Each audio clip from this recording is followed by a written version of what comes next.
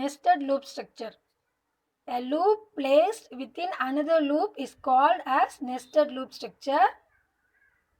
Look at the example. Now we are combining two loops together, while loop and for loop.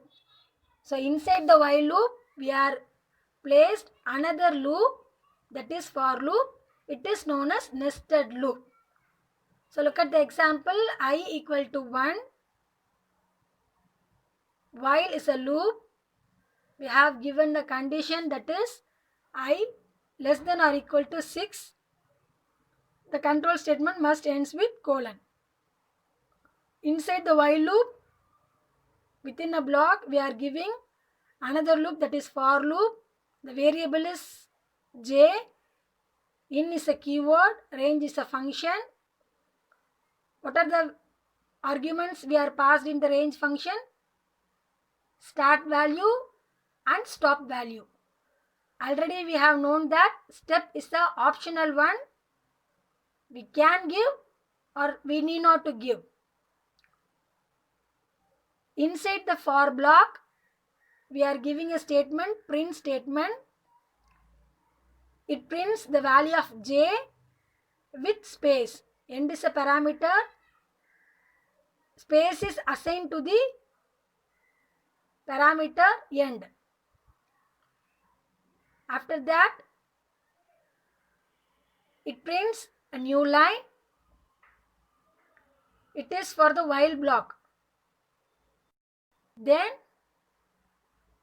I is incremented by 1. So the for loop and print end slash n I plus equal to 1. These are the block for while loop.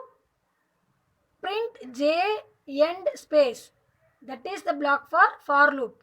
So look at the indentation. It is very important in Python language. With the help of space alone, we can identify the block for the particular loop. Is it clear? In the next video, we will see it clearly.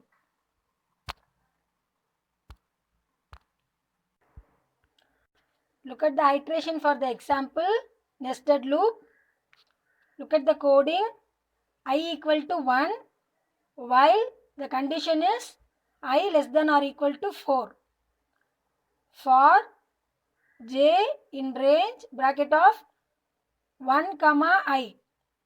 That means starting value for the j variable is 1 and stop value is I. After executing the for loop, it prints the value of j with space. When the for loop comes to end, it prints new line. Then the value of I will be incremented by 1. Look at the iteration. What is the initial value of I? That is 1. I less than or equal to 4. Condition is true. So it go to the for loop. What is the value of j? Look at the range. Start value and stop value. Start value is 1. Stop value is I. What is the value of I? 1. Start value is 1. Stop value is 1. So the value of j is 1. So it stops its execution.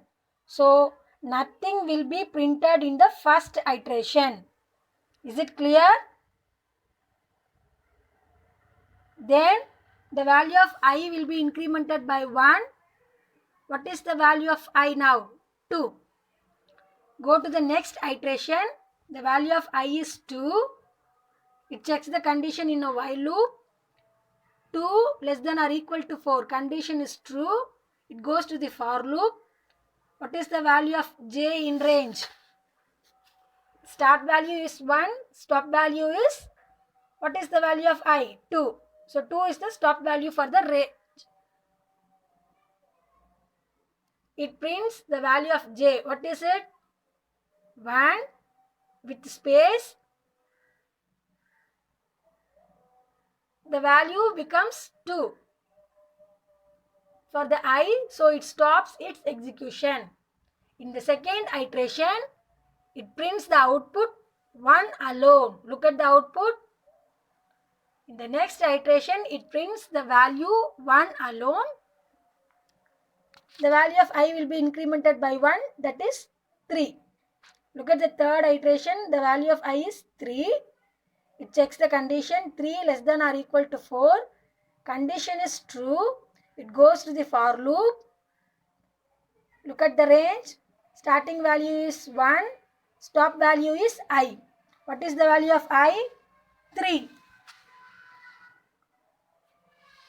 So it prints 1 with space, then prints 2. When the I gets the value 3, it stops. So it prints 1 space and 2 alone. The value will be incremented by 4. It prints new line. Then go to the while loop. 4 less than or equal to 4 condition is true. Goes to the for loop. The starting value of j is 1. Stop value is I, that is 4. It prints 1 space 2 space 3. When the I becomes 4, it stops its execution in the for loop. After that, it prints new line. Then the value of I will be incremented by 1, that is 5. It goes to the condition 5 less than or equal to 4. Condition is false. So the while loop will be terminated. So look at the output. 1 will be printed in the second iteration. 1 space 2 will be printed in the third iteration.